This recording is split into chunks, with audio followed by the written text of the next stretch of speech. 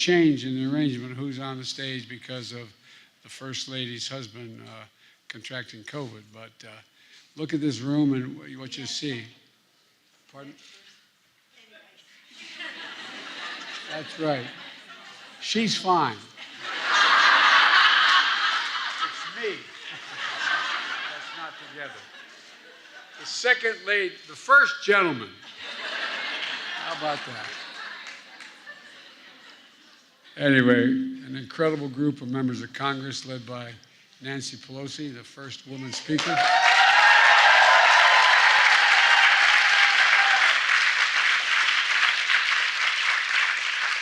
I believe will be considered one of the greatest speakers in our history.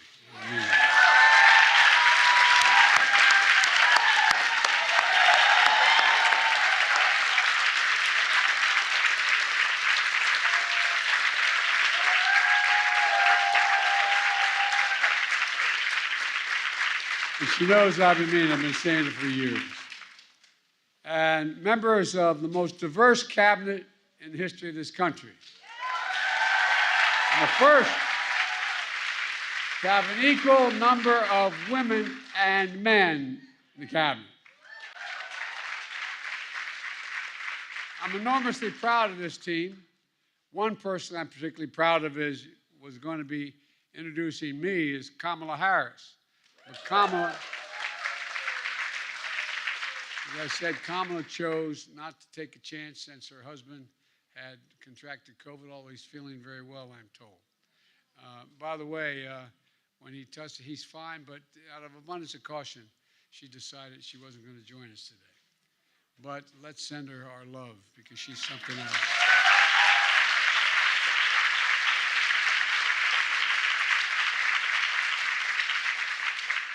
And I know how proud she is of our team. Avril Haines, the first woman to lead our intelligence community as Director of National Intelligence. Stand up, Avril. Come on. Stand up. She does everything in secret. That's why she didn't want to stand up.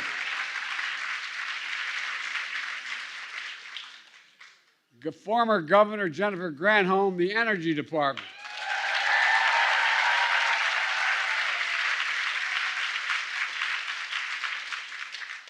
I often kid her, and I wasn't kidding early on when I was seeking the nomination. Had she been born in America, she'd be standing here and I'd be sitting there. She was the former governor of the state of Michigan. Michigan, wrong. She was a former state, she was a governor. I'm teasing, but we often kidded about it. And Isabel Guzman, Small Business Administration, where are you?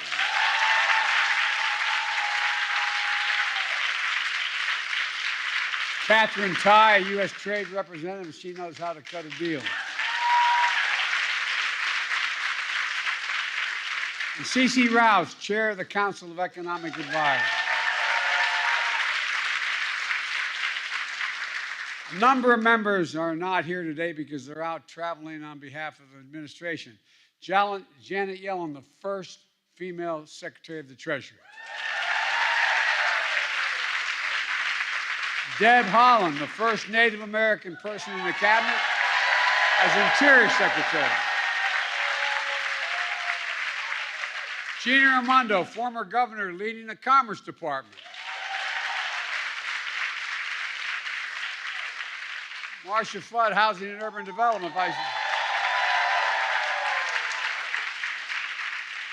If I stole any more members of Congress, I would have been in real trouble with Nancy. And Shalonda Young, newly confirmed just minutes ago. Where is she? Shalonda, stand up. Where's Shalonda? Where are you? Where is she? I guess she's not. Okay. Lead the Office of Management and Budget.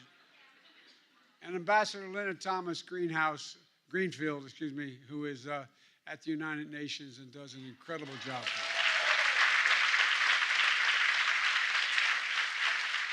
It's not just the cabinet. We have women in senior roles in every level here at the White House, across the administration, many of whom are here today, and something I'm very proud of. I kept my commitment to nominate the first black woman to the Supreme Court.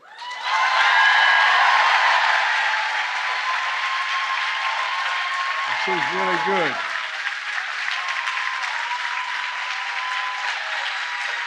And that's not all.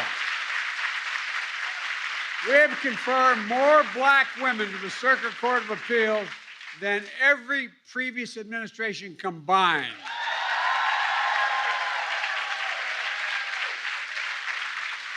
As a matter of fact, 75% of my judicial nominees are women. It matters. It matters. Above all, we see the power of each and every one of you and the example that they, in fact, give the whole country. You know, I want to thank you all for being here at home and all those who are helping me helping the administration around the world. That includes a special guest of the First Lady and the First Lady of Iceland, Eliza Reid. Eliza, where are you? Stand.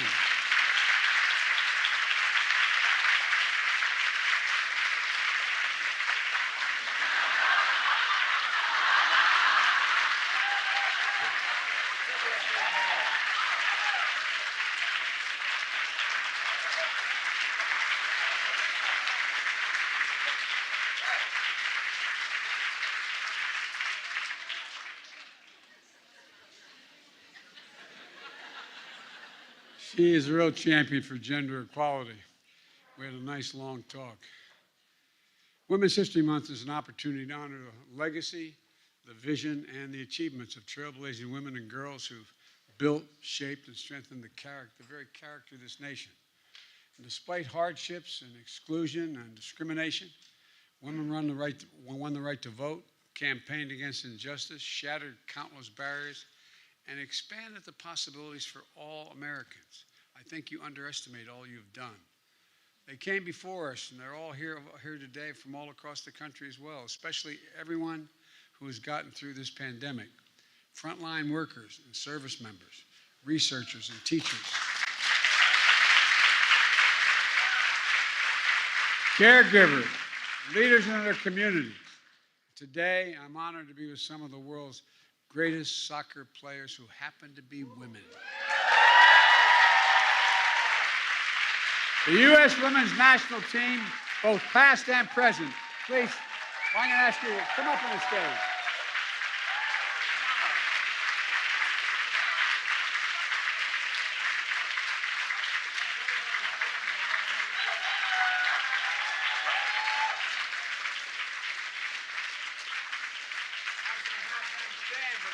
You couldn't see him anyway, because everybody else is standing. This is, they've won World Cups, the Olympics, gold medals, and, and for after much too long, equal pay. Yeah. Equal pay. Today's Equal Pay Day. And they just came for an event that discussed our administration's effort to close the pay gap. So thank you so much. And by the way, you're not only helping yourself, you're helping us get it done for other women. Thank you. Yes, thank you. That's the legacy. All right. Thank you.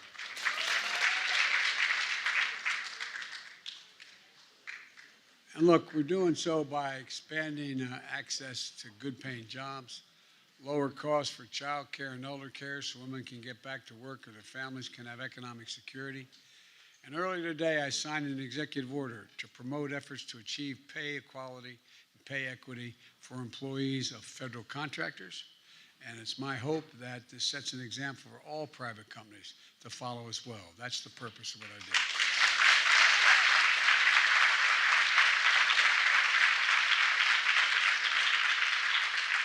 Let me just close with this. Gender equality is not a women's issue alone. It benefits everybody. That's a fact. It benefits everyone. Our society, our economy, and our country. And I hope you're able to walk through the wonderful exhibit we have downstairs celebrating Women's History Month and the history of the journey of America. Back in February, I was in Lorain, Ohio, outside of Cleveland, to talk about a new infrastructure law that was going to transform our nation. It was the day before the birthday of Lorraine's one of her most famous daughters, Nobel Prize winner and Pulitzer Prize winner, And one of Jill's favorite authors, Toni Morrison. Toni was also the mother-in-law of Dr. Rouse, one of our nation's top economic thinkers. Miss Morrison left us words to live by. She said, "We've got more yesterdays than anybody. We need some kind of tomorrow. We need some kind of tomorrow." Downstairs is a display honoring Toni Morrison and that singular belief in tomorrow. That singular belief that in America, anything is possible.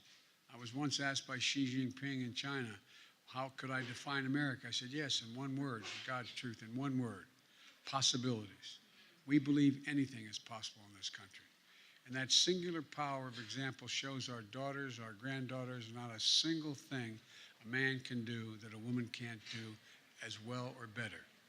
And by the way, I can honestly say without fear of contradiction, from the time my daughter was born, our daughter was born, so the time our 4 granddaughters were born, I've told them every day they could listen that there's not a single thing they can't do. And I mean that from the bottom of my heart.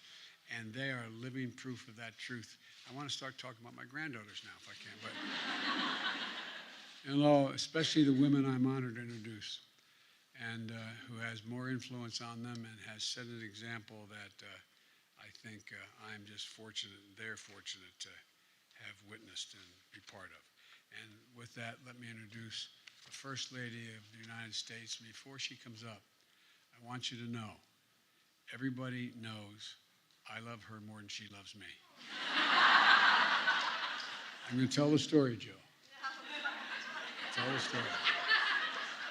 When we first got to the Vice President's office, as those of you who are from Washington know, you walk down the steps from the Eisenhower building, you're looking right into the Vice President's office.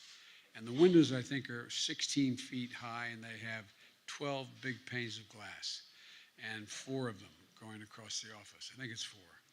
And so Jill's favorite day of the year is Valentine's Day. And so she had gotten, as a professor or teacher, she's still teaching full-time, a teacher, she got that erasable paint you can, use. And she, on every window, she got the maintenance guy to bring up a ladder. And every window, she put a big heart, and she said, "Joe loves Jill." Swear to God, in every single window. Well, my press person came to me because she did it in the evening, and the night before Valentine's Day, and he said, "Look, they want you to go on CBS tomorrow morning to talk about Valentine's Day. We think you should do it." Her name, the interviewer was Juju Chang, and Juju, we were sitting there in the Vice President's large office with all the shades pulled and dark and just the lights on, the Klieg lights, and we're about knee to knee. And while we're getting ready, Juju Chang looks at me and says, "Everybody says you and your wife have a great love affair going." I said, I think so. I said, "But everybody knows I love her more than she loves me." And she looked me straight in the eye, gave me her, and said, "That's what they say." Ladies and gentlemen, the love of my life and the life of my love. Yeah.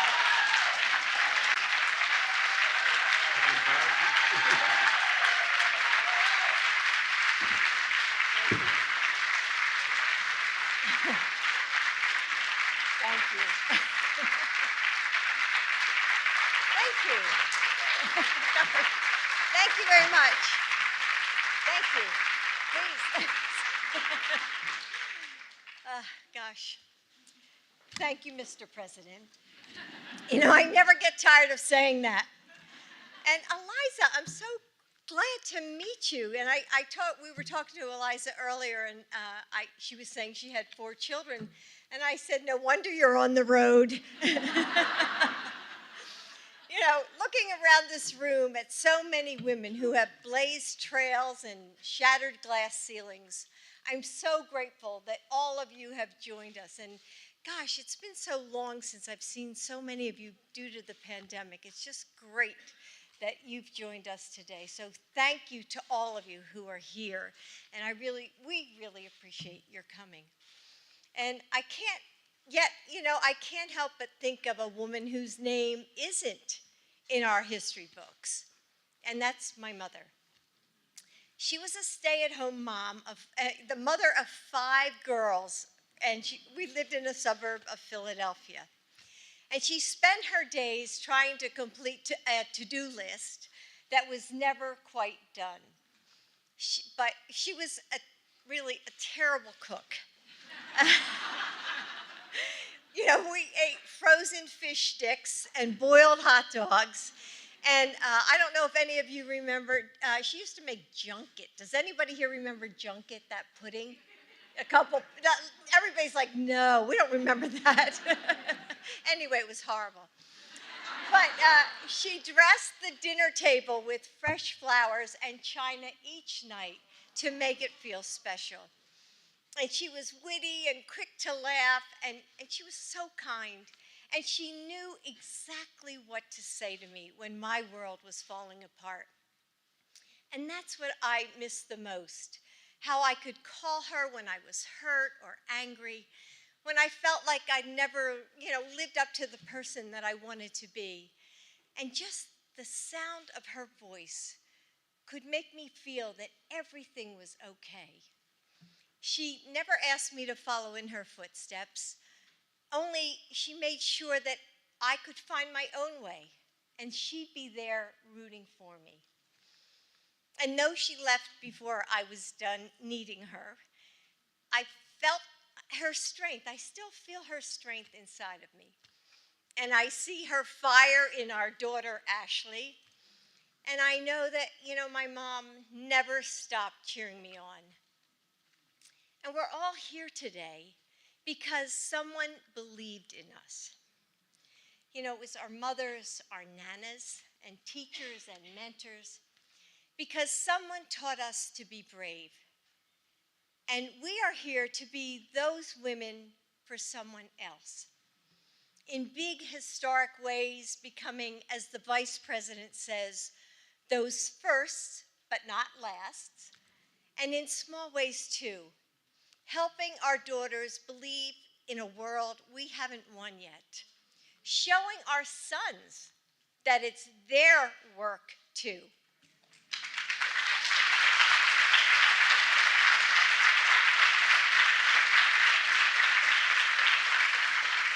Taking risks even when we might fail, because we know that there's a young girl who needs to see us try. Today, we honor the women who made us and the women we make. We know that there is still far to travel, but we keep moving, guided by the strong hands of the women who came before us, continuing the path that they forged with sweat and pain and, yes, love. So thank you for being here. Thank you for celebrating this moment with us. May you never forget the women who are cheering you on, and may your voice be that ovation for the girls who come next. Thank you.